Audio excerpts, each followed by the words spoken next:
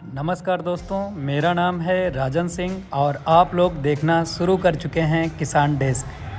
आज हम लोग नंदगांव पहुंचे हैं और नंदगांव की स्थापना के बारे में आप लोगों के सामने रखते हैं पूरी बात।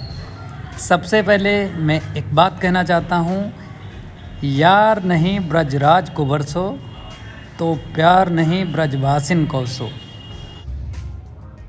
भगवान शंकर के आदेश से नंदगांव में नंदेश्वर पर्वत के रूप में स्थित होकर अपने आराध्य देव के आगमन की प्रतीक्षा करने लगे थे।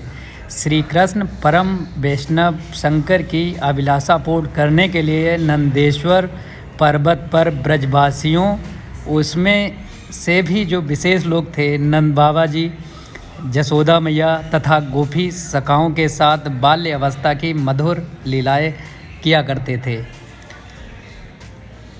आप सभी ने कहीं ना कहीं ज़रूर पढ़ा होगा, भगवान कृष्ण का जन्म मथुरा में कंस की कारागार में हुआ था और वासुदेव जी ने रातों रात उनको नंद जी के यहाँ यमुना पार करके गोकुल पहुँचाया। लेकिन वहाँ जसोदा मैया के पास श्री कृष्ण को सुलाकर और देवी योग माया को ले आए और गोकुल में कंस के रक्षकों द्वारा अत्याचार बहुत ज़्यादा बढ़ने लगा था। तो नंद बाबा ने गोकुल गांव छोड़ दिया और अपने नाम से गांव की स्थापना की। ये वही नंदगांव है जिसकी महिमा का वर्णन सभी वेदों में और शास्त्र भी नित्य प्रति किया करते हैं। अब बात आती है कि नंद बाबा ने यही स्थान क्यों चुना। कहते हैं ब्रज में तीनों देवता ब्रह्मा, विष्णु और महेश पर्वत स्वरूप में वास करते हैं। ब्रह्मा जी का पर्वत बरसाना, जहां राधा रानी वास करती हैं। विष्णु जी का पर्वत श्री गोवर्धन गिरिराज जी, जहां भक्त 7 कोसी परिक्रमा लगाकर पुण्य कमाते हैं। और शंकर जी का पर्वत, जहां नंद बाबा अपने परिवार सहित विराजमान हैं। इस पर्वत को नंदेश्वर पर्वत के नाम से भी जाना जाता है। और कहते हैं ब्रज में शिव के 5 नाम हैं। मथुरा में भूतेश्वर, गोवर्धन में चकलेश्वर, वृंदावन में गोपेश्वर, कामवन में कामेश्वर और नंदगांव में नंदेश्वर। नंदगांव के गुरु मुनि सांडिल्य ऋषि ने इस पर्वत पर हजारों वर्ष तपस्या करके कंस के लिए श्राप लगाया था कि यहाँ कंस या कंस का कोई भी राक्षस आएगा तो सीमा से बाहर ही पाषाण पत्थर का हो जाएगा और इसके भीतर प्रवेश नहीं कर पाएगा। इसलिए नंद बाबा अपने परिवार को लेके यहाँ आए और अपने नाम के आधार पर श्री नंदगांव धाम की स्थापना की। यही वो सरोवर है जो पावन सरोवर के नाम से जाना जाता है। यहाँ बाबा ने ठाकुर जी को सर्वप्रथम स्नान करा के नंदोत्सव मनाया और 2 लाख गायों को साधु और ब्राह्मणों को दान किया। यहीं पर ठाकुर जी के बाल स्वरूप के दर्शन की लालसा लेकर कैलाश पर्वतवासी शिव आए। आज वह स्थान ओस्केश्वर महादेव के नाम से जाना जाता है।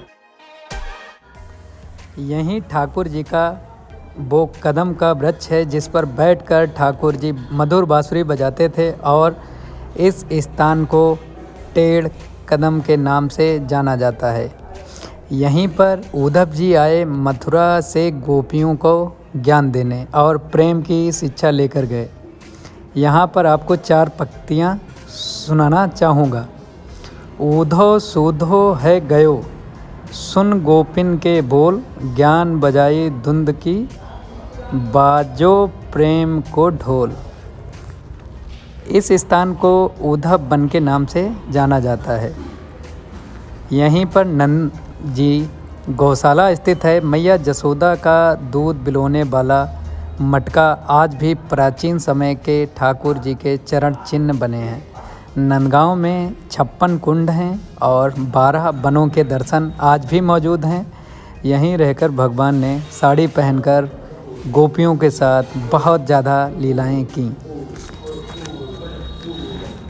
नंदगांव वह स्थान था जहां श्री कृष्ण जी उनके बड़े भाई बलराम जी, माता पिता नंद बाबा और जसोदा मैया रहा करते थे, जबकि मथुरा में श्री कृष्ण जी भगवान का जन्म हुआ था।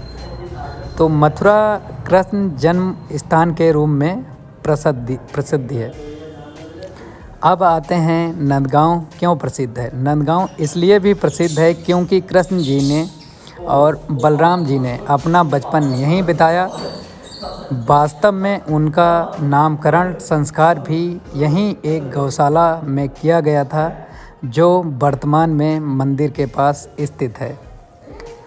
और हम सभी भारतवासी नंद जी की इस पावन धरा पर पधारने वाले सभी भक्तों का हार्दिक अभिनंदन करते हैं और कामना करते हैं कि सब मंगलमय हो।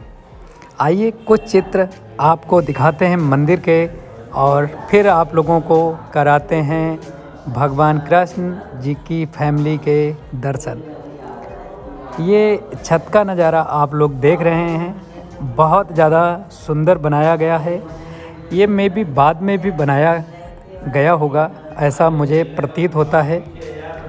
यहाँ पर पूरी फैमिली कृष्ण जी की मौजूद है। भगवान कृष्ण, बलराम भगवान और माता जसोदा और बाबा नंद बाबा। कहते हैं कि आज भी वो गौशाला स्थित है जहाँ पर भगवान कृष्ण जी का नामकरण संस्कार हुआ था और उनका बचपन का जीवन इन्हीं गलियों में गुजरा। आप लोग देख सकते हैं ये कितना सुंदर नंदगांव आप लोगों को दिखाई दे रहा होगा।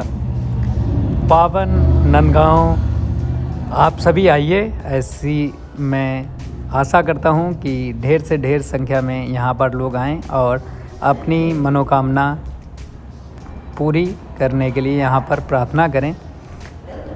कहते हैं कि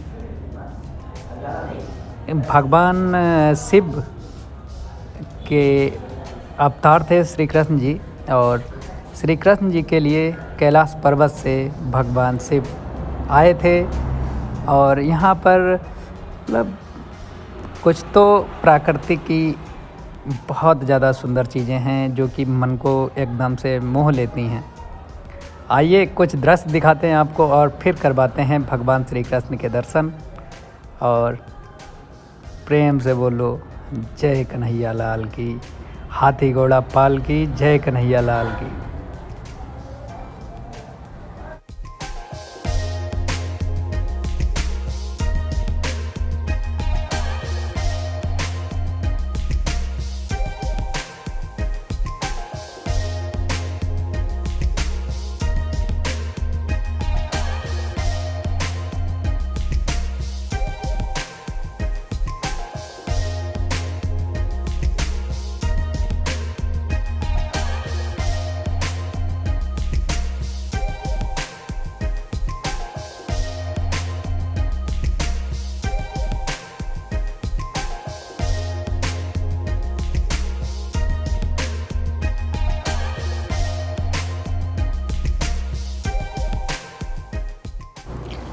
ये है मंदिर में प्रवेश करने का द्वितीय मार्ग। यहाँ से भी हम लोग आ सकते हैं और दर्शन कर सकते हैं। आप मंदिर परिसर देख रहे हैं, कितना मनमोहक लग रहा है। और भगवान जी का श्रृंगार हो चुका है, बस कुछ ही क्षण हैं जब हमें श्री कृष्ण अपनी फैमिली के साथ दर्शन देंगे। मैं कोशिश करूँगा कि आप लोगों के लिए थोड़ा सा वीडियो ज़रूर ले पाएँ, क्योंकि यहाँ पर फ़ोटो खींचना और वीडियो बनाना एकदम से मना है। किस लिए मुझे नहीं पता, मगर मना है तो उसकी भी पूरी रिस्पेक्ट होगी और कोशिश करूँगा आप लोगों के लिए थोड़ा सा दृश्य लेने की। जय कन्हैया लाल की, मदन गोपाल की।